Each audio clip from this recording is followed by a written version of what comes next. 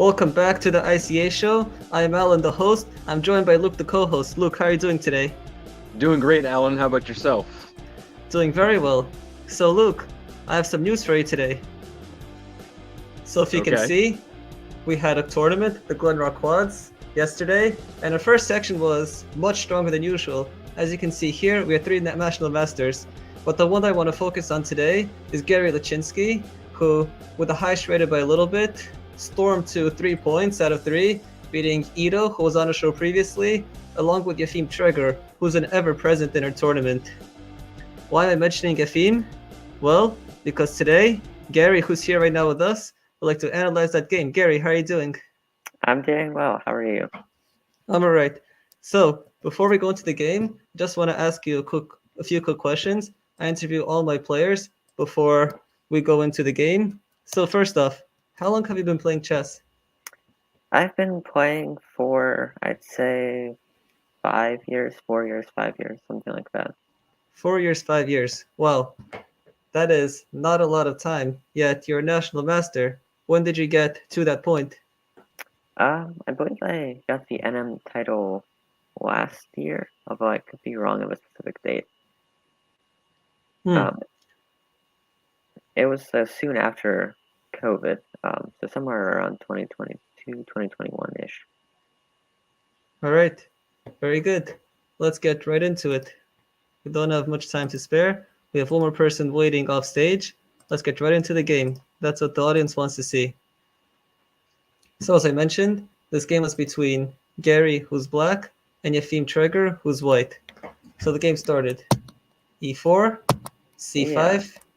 So, yeah, I just wanted to quickly mention, I thought that this wasn't necessarily like the best game that I played, but I thought it was quite instructive. There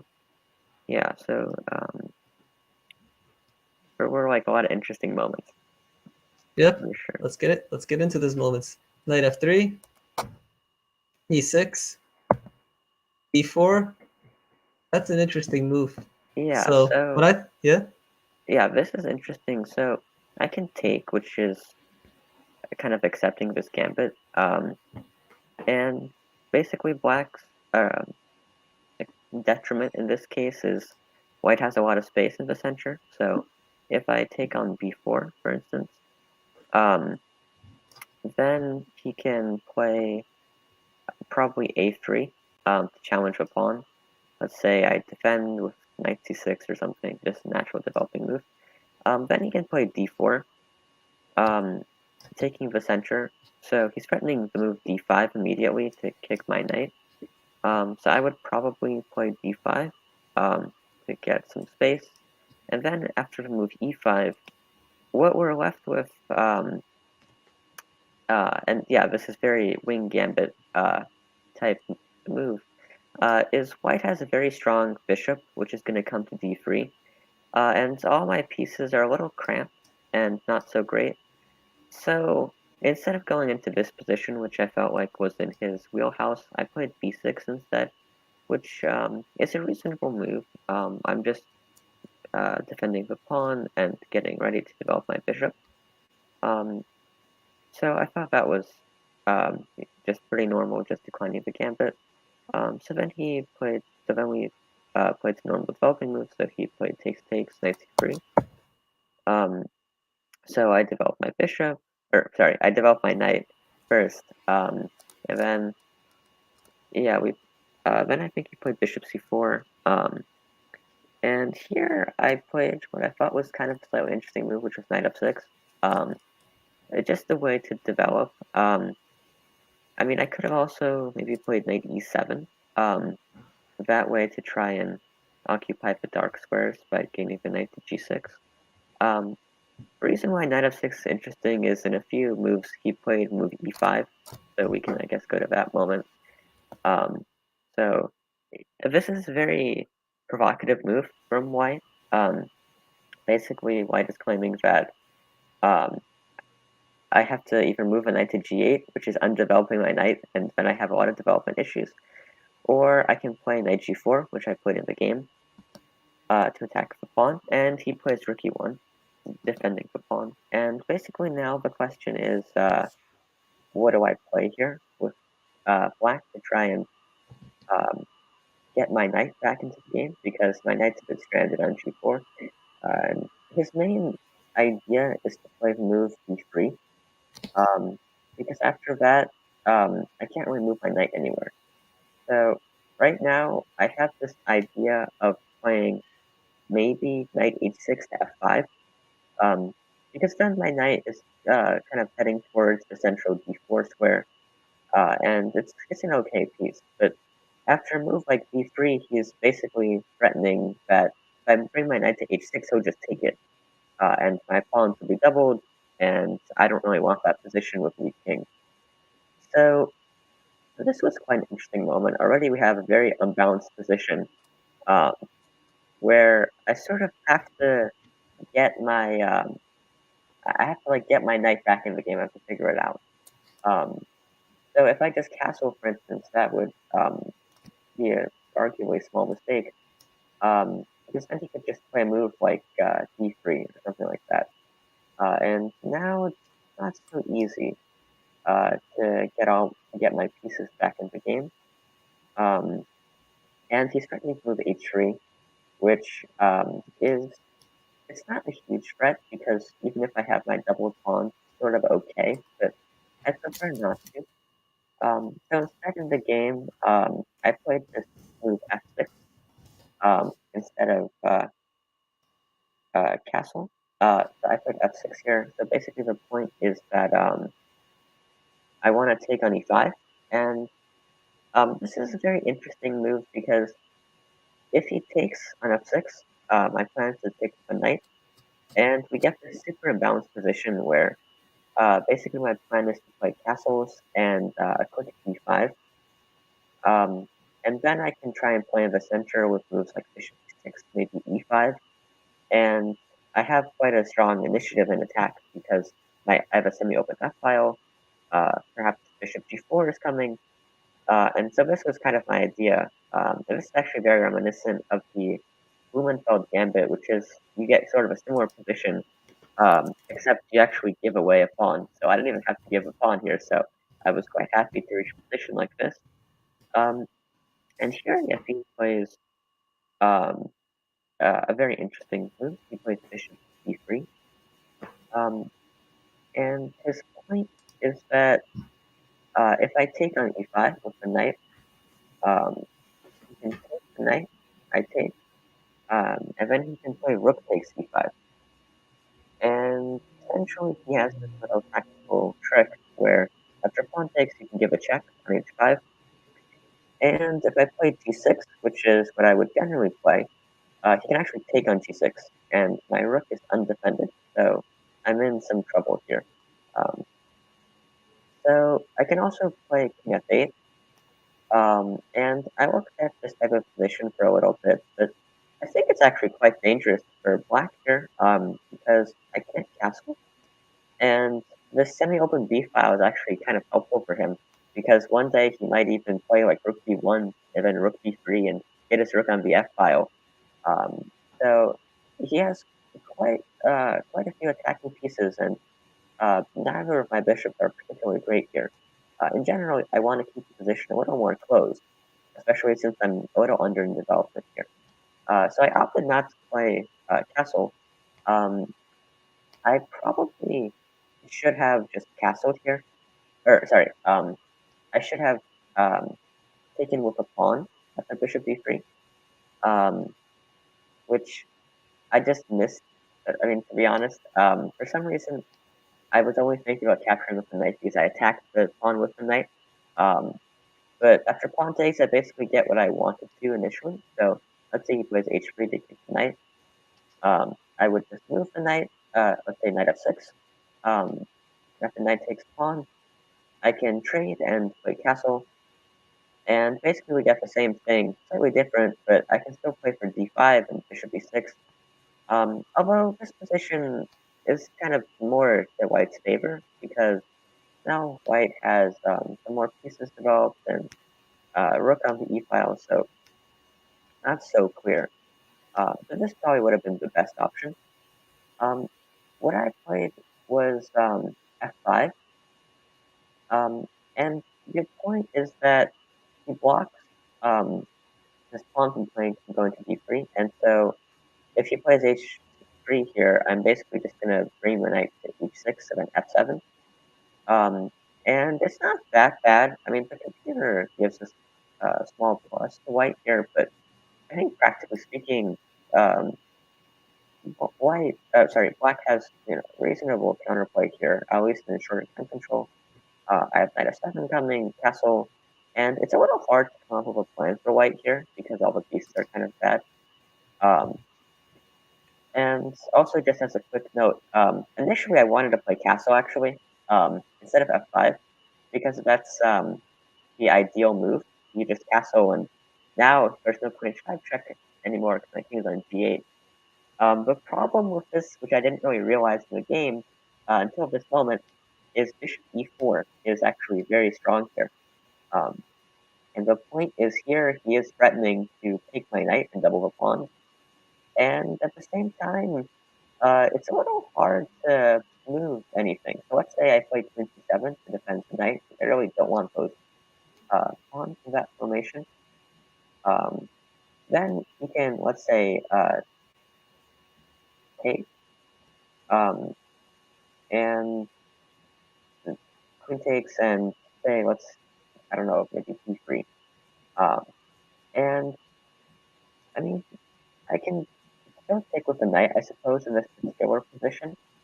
But it's getting a little bit dangerous, and this whole bishop e4 thing is a bit problematic for me, because he also has some like longer term ideas of playing for something like knight b5. So let's say after instead after bishop e4, queen c7, you could also play h3 immediately, which is probably the best move. And here I really don't want to play knight h6. Knight h6 was okay in the previous position because I have f5 coming and maybe knight f7. But here d4 is quite unpleasant. And basically with d4, he's trying to just open the position where he can take on h6, my pawns will be doubled, and that seems like quite a dangerous position. And if I don't play that, like if I just take on e5, let's say, after knight takes e5, pawn takes e5, I'm in quite a bit of danger here because he plays, let's say, queen h5, and I really don't have any defenders to my king, and position is very, very dangerous here. And so, Yeah, so someone in the chat is saying, I think that they want to, or that they're not so worried about bishop e4 because it is like a fourth tempo with the bishop out of the opening, which I guess from a principles stance makes sense, but you know, principles are just that. There's always going to be sort of exceptions to general rules like that. yeah, I so, I yeah, sorry. mean, was it going through your head at all during the game that um that you could just accept this damaging to your structure and try to finish your complete your queenside development at all, given the fact Um, that you well, sort of zigzagged this bishop a couple let's times? say like rook b8 or something, just to take the b file. Yeah, so Um, after like this, for example. yeah, so the thing about this position is this would be very true. Bishop c6 would not maybe be a big concern if Hmm. we were still in the opening stage. Then piece development would really matter. But this is sort of a slower position, and Hmm. after bishop c6, dc, let's say like d3, um, I have these two pawns that are very bad static weaknesses, and long term, he's just going to try and attack them. So he might play bishop a3 or knight a4. First, he'd probably kick my knight with h3. Um, but yeah, here specifically, with h3, after queen c7 h3, I'm in some trouble here, given that he has some d4 type ideas. And so, H3 here? or sorry, I meant if you go back a few moves instead of rook b8, queen c7. Yes. So bishop c6 wouldn't be a big concern at specifically here because I'm defending the piece. But if h3, then I'm in some trouble probably with the line we talked about. And h6 d4 looks quite dangerous, especially given that I just don't have time to do anything really. I mean, if I move the knight, d5 is probably going to be played, or something with d5. And I mean, looks I'm wondering about a move like f5 here. That's certainly interesting. I think then he might be able to take on c6. And if queen c6, bishop h6, or okay, maybe d5 here specifically. Yeah. Bishop h6 is not such a big deal and it's a little more closed. But after d5, I think I'm in some trouble here because it takes Knight takes, I assume, right? knight takes probably, yeah. Bishop And d8. maybe now bishop h6 because if queen takes first knight e7 check with a tactic that if I take queen d5 check is forking the king and rook. And I mean, taking with a pawn looks very dangerous given the open nature of the position, like maybe c4 or something. And it's equal material, but my pawn structure is shattered. My bishops are both bad, which was one thing I was trying to achieve, like good bishops in the game. So, yeah, this would be probably quite problematic for black. This does look pretty ugly. Yeah.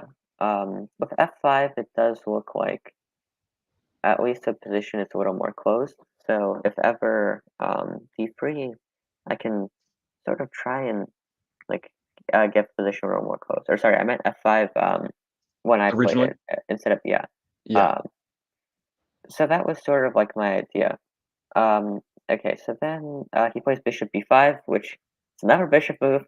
But now he is threatening bishop c6 again and d3 ideas. So I played knight d4 here. And he played bishop e2, which is just defending the knight and not letting me take the bishop. So, okay, we can continue a little bit here.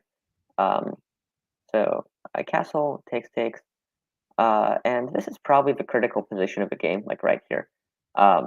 So I have two options, and I wasn't quite sure what to do. I had some time, I think 15 minutes, 20 minutes. So the natural move, and the one I played eventually, was d takes c3. And his bishop is still under attack, so he moves it to hit the rook with bishop f3. And then I play this nice little intermediate move, c takes d2, where if he takes my rook, I take his rook with check. And in that resulting endgame, black is simply better after, let's say, queen c7, or bishop a6, sure. And his pawns are a little bit weak, and this is kind of similar to what happened in the game. Yeah. The one, and I'm sure this is something you were looking at in the game, the one sort of interesting variation that comes to mind is like, okay, well, of course, the second thing to calculate is f takes g4. And what were you expecting? So knight e4, knight e2, something like this. Which well, did any of these give you pause, or did you just not like the structure? I looked at this position specifically after knight e4, queen c7 was my point. And if he takes on g4, I take on e5. And with the two central or three central pawns, black should be okay here. Yeah. And I think specifically, I don't remember exactly what I didn't like. I think it was something with like knight e2, knight g3. So if I play like bishop c5, d3, probably d3 here is reasonable for black. d3? Well, it looks interesting at least. Yeah, this is this is what I wanted to mention. Yeah, I thought this looked nice too. So yeah. Say it takes. Yeah, then maybe even just bishop b7. I mean, maybe or something cleaner, but yeah, this type of position I wasn't too sure because I thought that black white can play quickly d4, d3, bishop e3 or something. But it's actually, even that position is still kind of hard to play, which I misevaluated. Because I just have great pieces. My bishop, my rook are quite good. Yeah, this big weakness on the d5 square for white here. Yeah, Right, this is interesting, definitely. Yeah. So, I mean, the rest of the game, I suppose, it's not as interesting. So we went to this endgame where I slightly misplayed it. But basically, I don't want to give him the b file with queen c7 and rook b8. So now I have the b file. I didn't play it most accurate sense, but I just played bishop b5. So we traded some moves. Queen a5 takes 6. So here, bishop c4 is probably like close to winning. Or sorry, bishop. I don't remember if it was bishop c4 or bishop a4, but I was looking at after the game. I think bishop a4 was close to winning. Because I'm just threatening to get the rook in. So like let's say c3 or something. After rook b5, this bishop is sort of trapped. I sort of played a similar type idea in the game with rook c4 to try and get the rook in. And I guess this is like an important lesson in like keeping everything simple, because I saw this tactical trick bishop e2 doesn't work because I can play rook e4. And then his bishop and rook are pinned, and so I'm just doing well. Probably going to take the e5 pawn. But he actually has a quite clever move that he found in low time, which is rook b1. And now everything is sort of a little unclear because he's still threatening bishop e2, and he's also attacking the bishop. So I was forced to trade here. We can just go, I guess, a few moves forward, bishop e6, trade. Yeah, here I had a nice little trick. So he played rook takes, and I played bishop c5, which is quite clever. Because basically, if he moves his bishop, so I take on a2, and clearly he doesn't want that because then, or sorry, if he moves bishop like d8 or something, then I take on a2. And then I have like threats of back rank and also the f2 pawn. I think when he missed his bishop b4, actually he doesn't trade bishops, because I have this nice little trick in the game of rook a2, and then I'm actually still threatening the f pawn. And so, I mean, the rest of the game, I don't have like a full notation, but basically what happened is I won like most of his kingside pawns. We got this sort of like very unclear looking position, but we traded pawns, and eventually I messed this up a little bit. I didn't really play it the best, but we eventually got bishop and rook. Well, I had bishop and rook, he had a rook, and I was able to win that in the end. He played quite well, and he defended very well for many moves. But under low time, eventually he blundered a little tactical sequence that let me win his rook. So eventually I was able to win the game. But I felt that from like a strategic standpoint, this game was quite interesting, with a lot of like interesting moments, and how he moved his bishop like 5 times during the game, but it was still actually okay. So I thought that was kind of a cool aspect of this game, and hopefully it was instructive for those watching.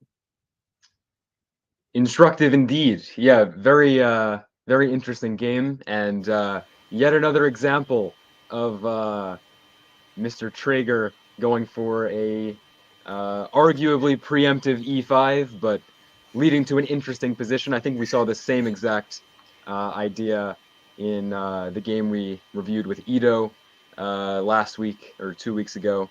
But yeah, this time's a successful win for Black.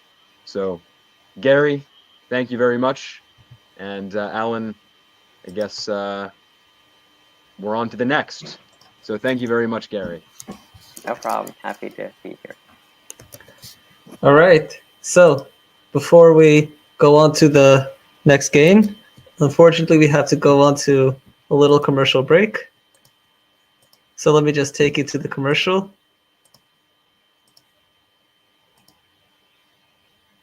So we always call these tournaments quads.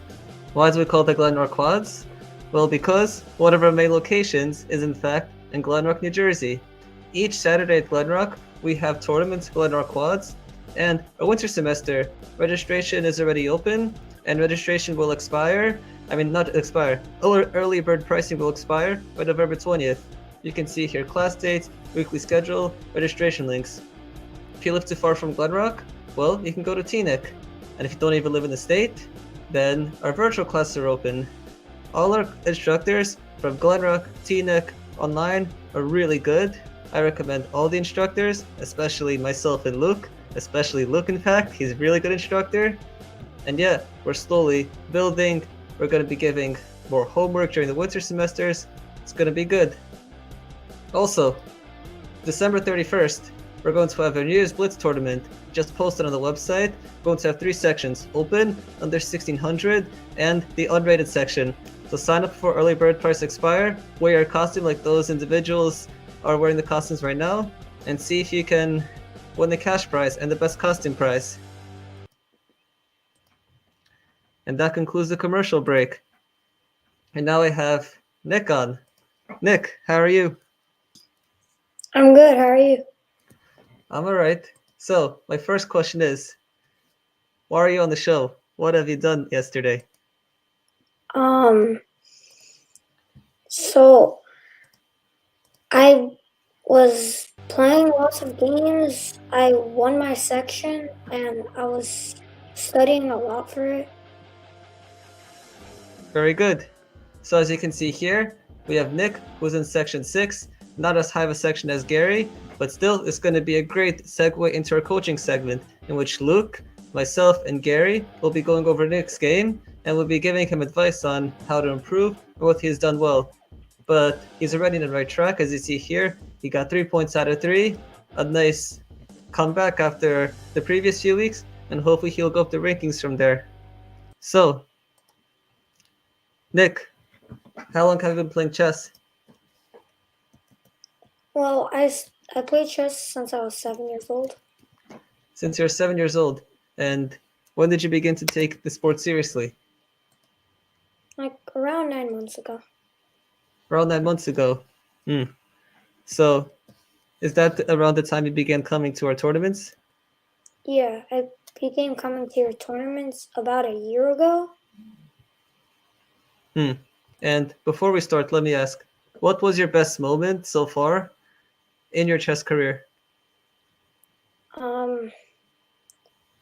During the summer camp I went here, I beat a lot of players that were a lot higher than me. All right, very good. Let's get right into the game.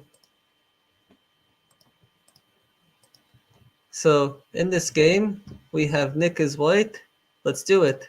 So the game started e4, e5, knight f3, knight c6, bishop c4, bishop c5, c3, knight f6, d4. All right, so already we have a little situation where you decide to open things up, Nick. So let me ask, when you played d4, were you concerned at all with knight taking e4? Not really. I just usually, well, if you take on e4, I take your bishop on c5. I mean, obviously not right now, but let's say there's a situation where takes, and then from here, taking the pawn on e4. Well, I take on b4, the knight takes. Well, I take the bishop on b4 with my bishop, then the knight takes, and then I play bishop f7, checking the king, which after that I can, play. Very creative. That's yeah, nice, this is really professional. Great opening preparation by you here. Yeah, you seem to know so much about his opening. Yeah, and if you take first, well, this is just helping. This is what happened in the game, I guess. What was the other way you could do it, I guess, is, yeah, check. Okay, no, I'm sorry. I thought there was a way to take on e4 in a different way. That's slight hallucination. You're all correct, Nick. All right, yeah. So in the game, he takes on d2. You take, and he delays, your opponent delays the thematic central break of d5 here, which I'm sure you've prepared for, judging by how much you know so far. But yeah, after he castles, you castle. Did you consider the move at all here, e5? Let's take it back a little Oh, to a okay. comment Ito made. So Sure. instead of, in this scenario that we played out, instead Uh-huh. of queen here, Ito suggested that instead we play queen b3. I think there's, I guess Queen d5 e7. would be the response. Yeah, d5, Right. sure, yeah. d5. Check, and either knight c6 or even c6 immediately. Let's say knight c6, and yeah, it's this- probably not as clear as bishop takes f7 check, which Yeah. is clearly winning the pawn and getting the piece back, and king is weak. Engine gives equal, but no one's an engine. Practically speaking, this position Whoops. is quite good. hmm Yeah, there's a from my limited knowledge of this line, I know there's a bunch of ways where black will seemingly compromise their own king's position, but somehow you get some like dead equal position, 30 more moves of theory or something, and it's you end in like a threefold repetition. But yeah, this one seems from a practical standpoint, if you're not completely booked up, that seems like a nightmare to play as black. King on f8, bishop on c8 is still sort of passive. That seems very nice for white from a practical standpoint. So, okay, I guess we can move on. So, okay, so we take on d2, knight takes d2, castles, and yeah, typically black will strike in the center with d5. This is very typical in these sort of immediate central plans by white, where they try to get in a quick c3 and d4. Often black has to throw in this move d5 to sort of break up the center. In this case, you'd be leaving white with a isolated queen's pawn, which is there are pros and cons for both sides. But when you castle immediately, okay, I mean, I think in the game you castle, which seems fine, but the immediate e5 is, I mean, Yeah. just at a glance, I haven't calculated anything. It looks nice so Yeah, far. I missed the move e5. Uh-huh. It definitely gets a very big attack. Mhm. Um, Say 98, and yeah. And then I yeah, basically maybe have, you can't make d5. Actually, maybe you even can make d5 work yeah, I here. think d5. Yeah, d5 looks good. d5, maybe 95 tricks are present. Yeah, with queen e7. Queen e7, oh, queen e2. Well, queen e2 though, right? Queen e2, yeah. Queen And e2. hmm yeah, and I think you just keep the piece. Yeah, because with the knight on e8, usually there's rook e8, and queen Yeah. e2 isn't cutting it. But Mhm. here, yeah, d5, the pawns are looking powerful. It seems like the central, the early c3, d4, this is exactly what you want. But of course, castling, usually when castling is a legal move, usually it's one of the best. This seems like a solid choice, and still no d5 by black. So d6, reasonable looking, preparing to liberate the c8 bishop. Maybe a bishop g4 is in the air. H3, stopping that, and now finally d5. So we took two steps, but maybe d5. I think it's still a fine move, even though the pawn was on d6 just a move prior. So we take, and we get this typical isolated queen's pawn position, where the typical, prescription for black is to control the square in front of the pawn. Often, bishop e6, some setup like this, and slowly try to pressurize that pawn on d4. But yeah, you're doing exactly the right thing. You as the side with the IQP, you have far more open lines, right? You have an open E file, open C file. So far so good. Bishop f5, Oh, yeah. a3. I guess stopping knight b4, Yeah. right? This makes sense. I was really scared about that. Trying to jump I in. can always stop the fork Mhm. that's coming, but just in case there is any extra counterplay that's coming up, I just stopped it on A3. Yeah. Yeah, The I'm a other fan. nice thing is you have h3, right? So you're like up a tempo. So there's no bishop g4, so it's like an extra added bonus here for this type of position. Hmm. Yeah, because you played d6 and d5. d5, So right? Yeah. yeah. So okay, knight f4, interesting. Often a knight on f4 is a pretty menacing piece, but you handle it very well. Knight e4 now. Rook e8, knight g3, very nice. Bishop d7, and d5. So now the pawns start to get rolling. Yeah. Yeah. Knight It's e7. almost like sorry, as you were mentioning, Black's main, I guess, task is to try and keep the d5 square with moves like bishop e6, and here Black hasn't been able to accomplish that.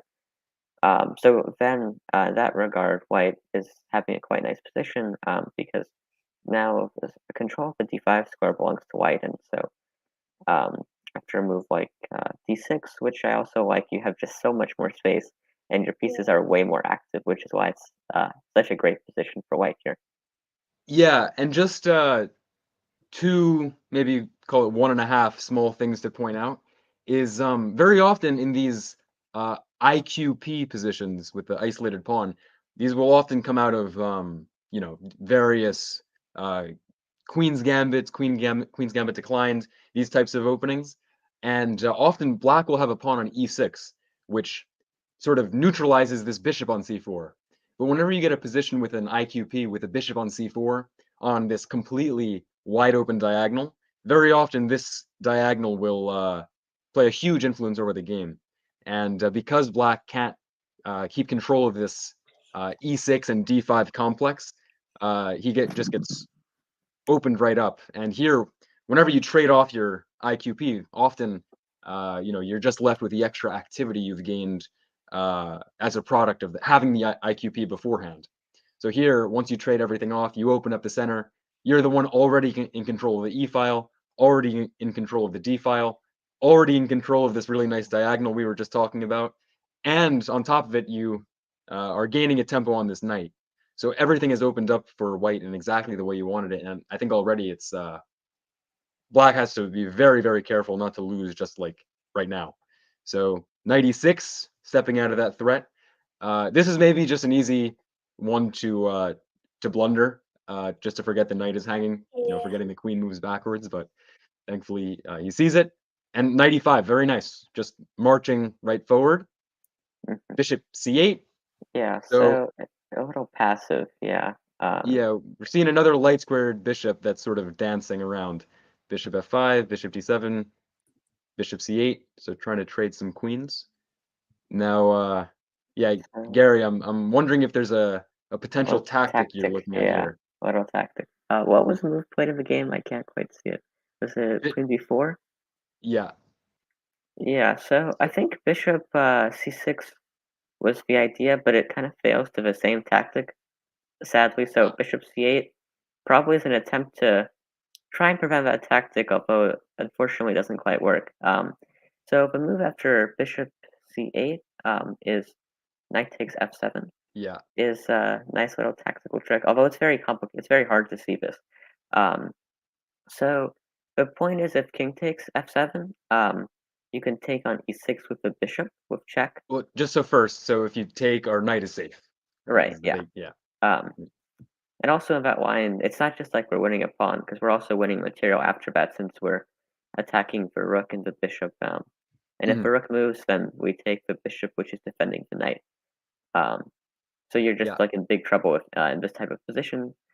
Both the knights are hanging, and this is sort of showing like the great position of the IQP. It's just Black has no development here. And after king takes, probably the point of bishop c8, I would guess, is to defend the knight.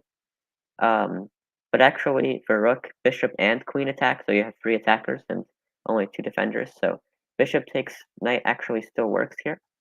I think even rook takes on rook takes probably works, but I think it's maybe a little less winning, right? Because maybe rook takes, we can trade queens, and it's just a pawn. I guess so. Yeah. Or I mean, white should be winning here, but maybe Yeah. it's a little less clear. Bring the other rook or something. Yeah. Well, the reason I like bishop takes is I think it's almost you keep the queens on the board. Mhm. So if like let's say king f8, then queen f4 check. I think is close to And winning. Well, yeah. So knight f5, queen takes, queen f6, and I mean you're down a piece and a pawn. You can also even keep attacking somehow. Maybe queen c5 check. I don't know. If you don't want to trade queens, you just want to attack the king. But this should be clearly winning for white.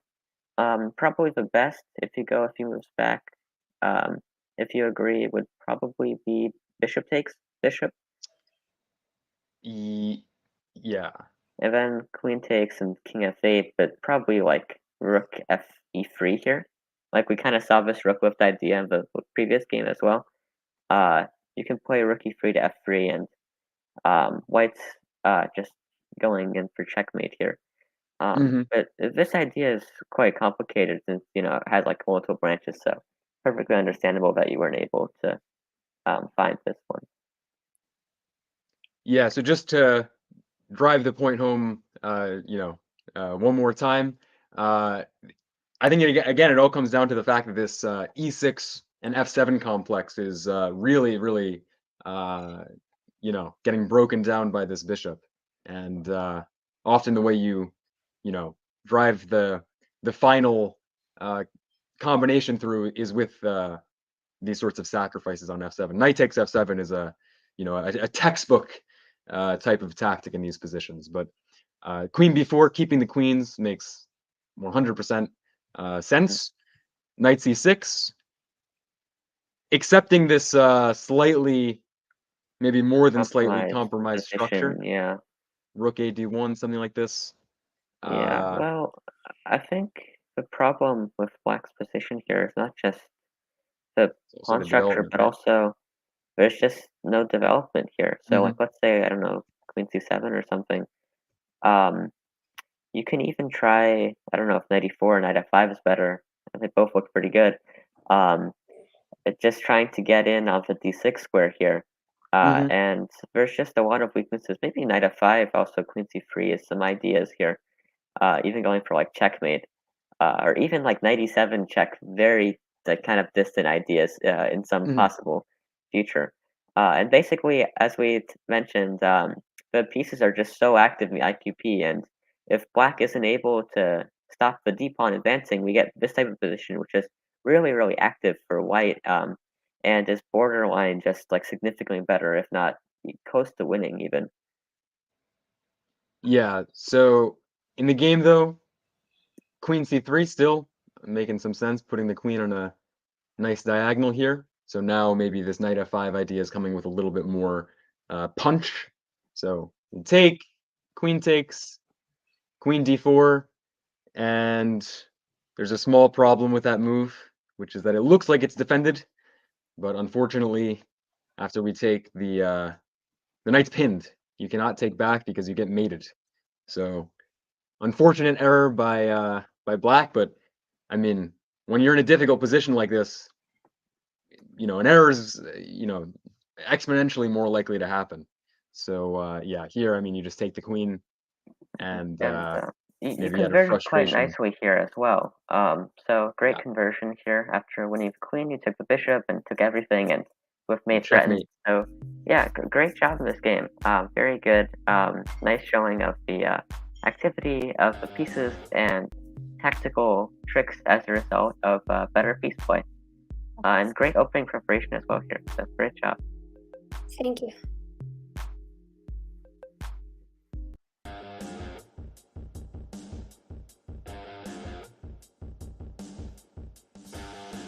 I think you're muted. Alan.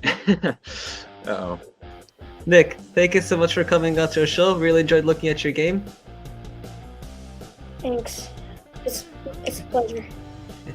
Gary, how are you doing with time? I'm okay with time. Because I was about to conclude the show. That's it. We already went over 2 games. The end. But then what happened was, just now, we had a surprise guest come and join us. So let us reveal the surprise guest. Look who it is. Ito, how are you? Ito, you're on mute. I'm doing good. How are you? I'm good. My first question is, you were invited on the show. What are you doing here? I'm here to analyze my game. You're here to analyze your game. That's a good answer. Against the National Master. Against National Master. So, from what I see, this was your 4th time playing him, right? Yeah. Yeah, and because of your result, I saw in the comments, you're begging me to let you onto the show, and here we are. You're finally on the show for another time. So let's get right into it. We're short on time because we're squeezing in the 3rd game. Let's do it. So this game is going to be between Ito and, once again, our most featured guest that's not on the show, Yefim Treger. Luke, take it away. Okay, so this game is fresh to my eyes. Hello, Ito, by the way. Hi. Good to have you back. So, okay, 4-night Spanish we get.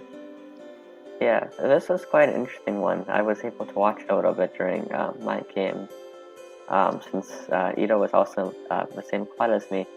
So it seems like Ito was able to win a pawn nicely. And this position, it should be about equal, I would say, if we can go move back. I don't know if I do bishop c3. I analyze. Oh yeah, bishop g4 is in, but like here, yeah, bishop g4 is. I think I don't remember, but it's like 2 points better for white. I think. Yeah. So, yeah, often the bishop pair can be compensation enough for a pawn, but yeah, this seems like a good version for white. Nice, solid center. Ito, can I ask a quick question if we can go, move back? Perhaps a simpler way to play for your opponent instead of bishop g4, which is trying to go for compensation, perhaps bishop c3 is a simpler move for probably a slightly worse position, but it's probably about equal. This was probably what your opponent should have done. They can take on e4 now, and I mean, you're slightly better, of course. But I just wanted to quickly mention probably what Black should do, since it's not like Black did anything wrong. The opening, Yefim played very logical chess. He castled, developed pieces. But perhaps, as you mentioned, bishop g4 maybe is a little too aggressive here. Yeah. So okay. So c5. Yeah, with the doubled pawns, the 1 pawn deficit for Black is more like 1 1/3. So it's just going to be that much harder to prove some sort of serious compensation with the bishops. So okay, we get g5.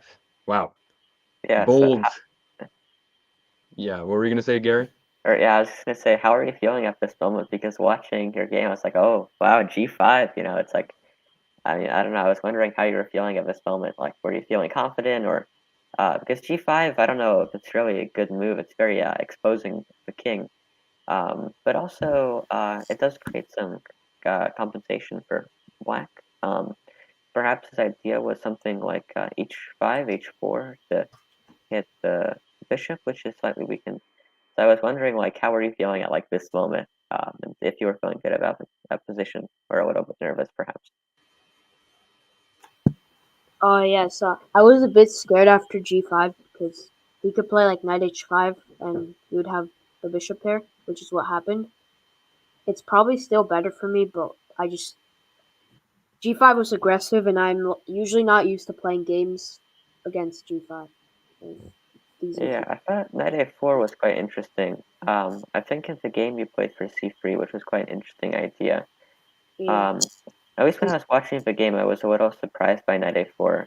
If you can go a few moves back, could you explain why you played knight a4? Since to our viewers it may look a little counterintuitive. I mean, there is the old saying, "Knight on the rim is dim," and I mean, in this type of position, I'm not sure if there's something great here, but it does look like perhaps I mean, I can't really see the engine evaluation, but maybe something like just playing against the knight or playing for compensation with perhaps the slightly misplaced knights. I was wondering like why you played knight a4, and if there was like a purpose behind it.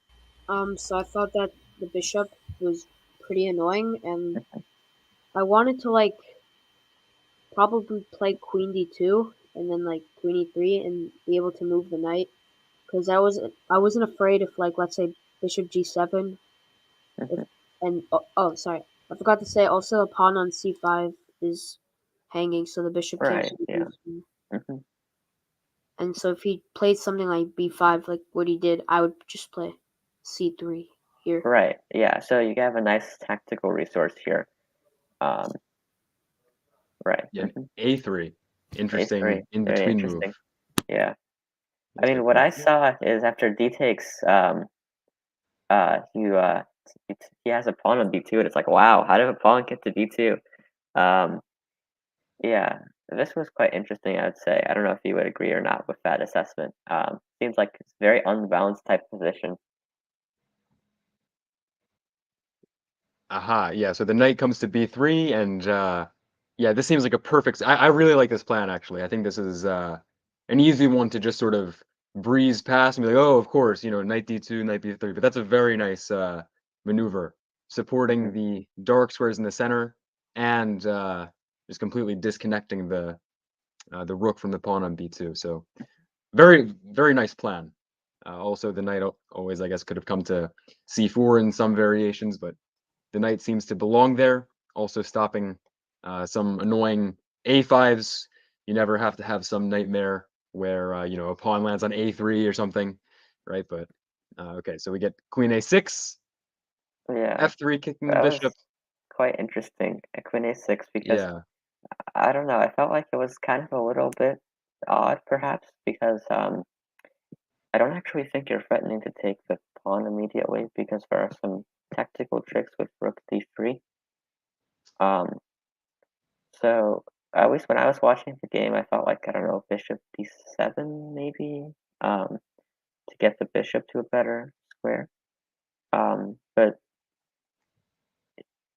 yeah, queen a6, yeah. So then, but you played it quite nicely here. I liked how you played like rook d1. I thought that was very clever.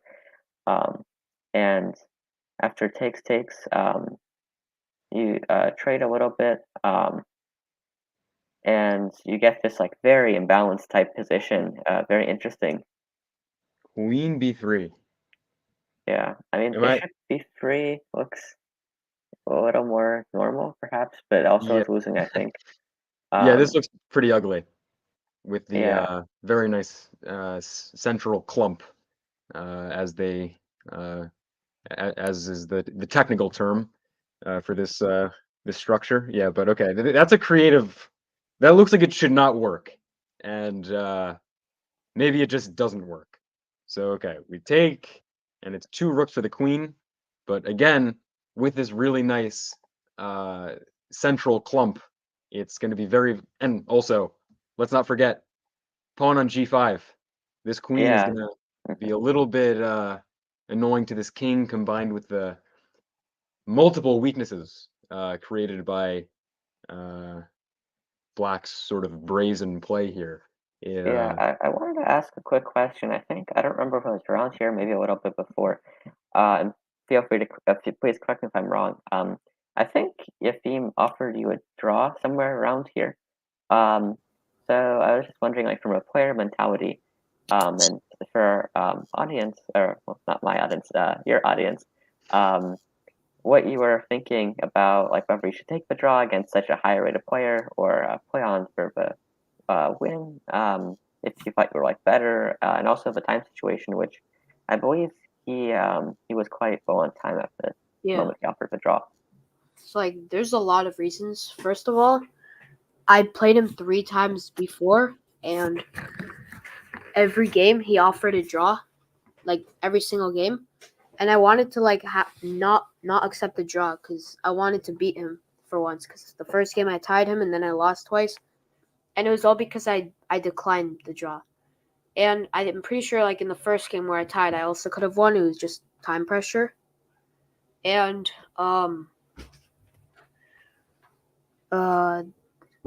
Also, yeah, the time he had like much less time. I had like an extra 20 minutes probably. Mhm. And I knew I had a better position because just the weak pawns all over the board. And the Mhm. king could get to e3 and then start pushing in the center d4, d5, and Mhm. make a Right. pass. I think he tried a little bit to like block your pawns with his rooks, which I thought was quite clever. I think the way he did it, I wasn't. Yeah, I don't know about this way because like his rooks are a little passive. Maybe like rook b4 and then rook d4, like the other rook to d4.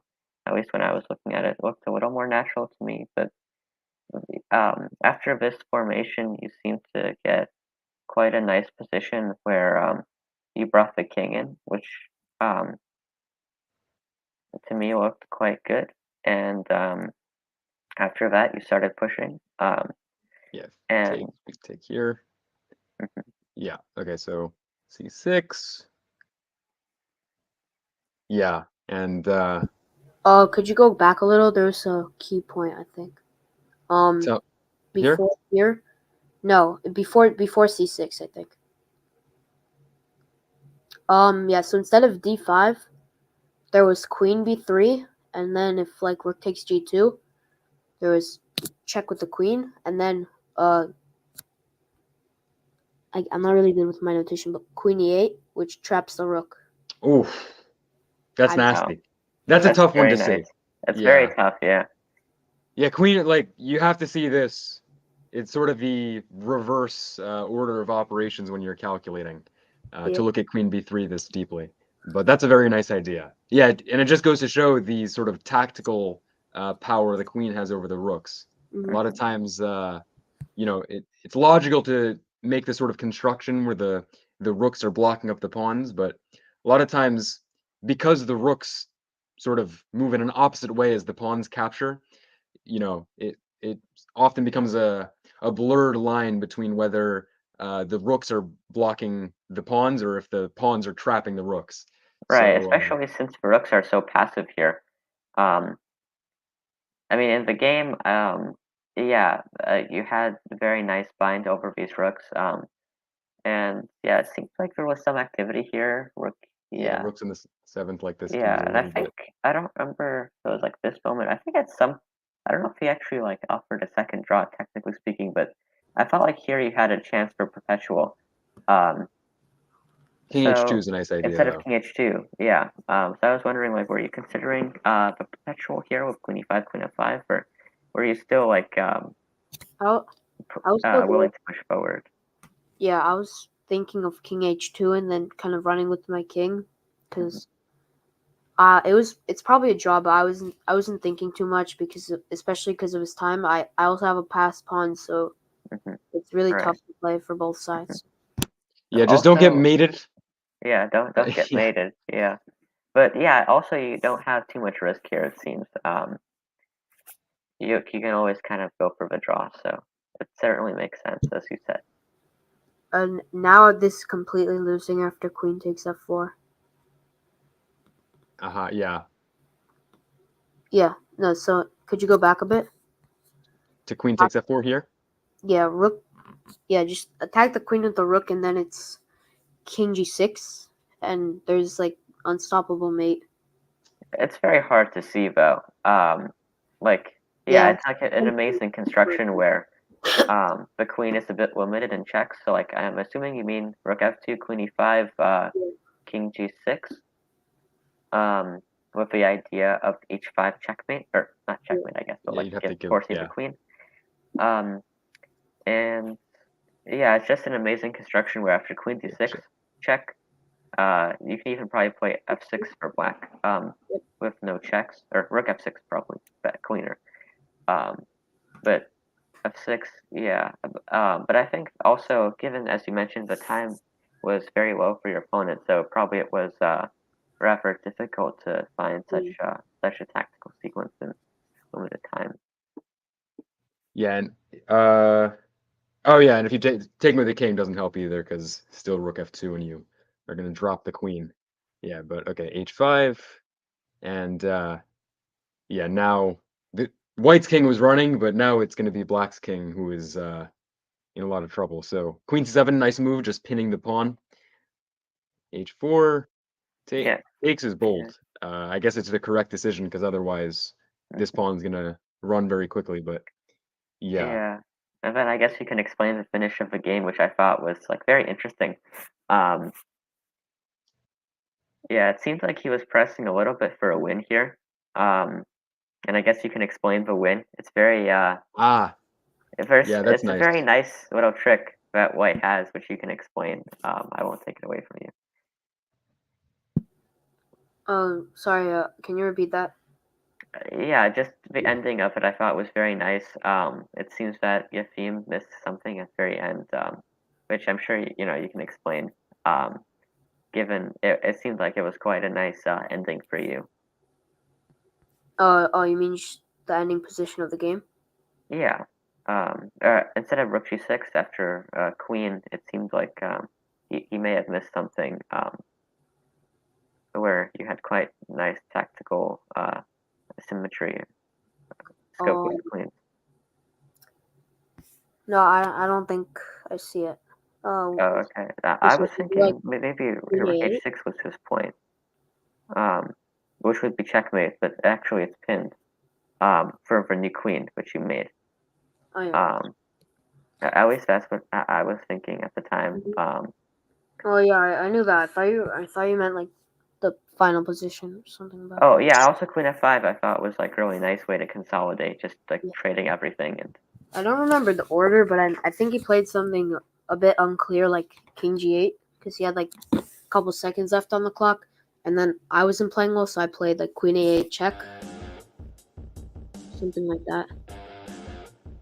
Repeating a little bit, but of course winning. Two queens are better than two rooks for. And then at the end he called stalemate when it wasn't actually stalemate, so I was a bit scared because I thought I blundered a one move stalemate, even though I spent like 30 seconds to check that it wasn't stalemate.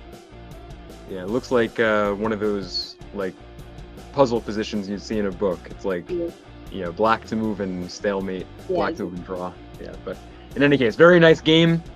The symmetry game. Of the queens for a nice final picture. And great win over your first national master. Thank you. Alan, you're muted. At this point, I'd like to read a text from our tournament director, Noreen Davison. She said, "The funniest was when Treger told Ito, 'Go ahead, take it,' then incorrectly claimed the stalemate. Ito calmly pointed out a square for Treger's king, and Treger resigned." Yeah. 4 monkeys for Treger. It's kind of against the rules. Like, let's say it was stalemate, he was like telling me to take the rook. I mean, at that point, like, this is just mind games at this point. He knew he really wanted to draw. He was having a rough day at the quads, and he did not want to lose. It's really bad for his humiliation. We're losing to Gary, as we analyzed that game. 2 losses in a row. So it was just mind games at the point. Yeah, I think he played well in all the games. Just definitely. His opponents, he may have gotten into some time trouble, but I think he played well in all the games. But at that point, it's just he didn't want the embarrassment of being lost, no matter how good, how bad he played, and all of us in ICA Treger know just how competitive a person he is, how much he wants to make sure everything is by the book, sharp, and he just does not want to lose. And with that, thank you so much, everyone, for coming on to our show. Thank you especially to Gary. I hope we can see you on the show again. I know with you on it was a little bit different format, not as much jokes, much more serious, but sometimes that's just what the show needs, a little variety each time. So I really appreciated your in-depth analysis, and tell me in the comments if you want Gary to take my position as the host, because he was on, I wasn't talking at all. Oh, sorry, I didn't realize. No, it's good. It's good. It's good. I mean, if someone 900 points high rated is on the show, then this person better talk instead of me. So it's good. We really appreciate your analysis. Nick, we appreciate you coming on the show. We hope you're able to learn something from our analysis. Ito, Luke, thank you as always. And I know we'll see you guys again soon. Yep. Thank you. Absolutely.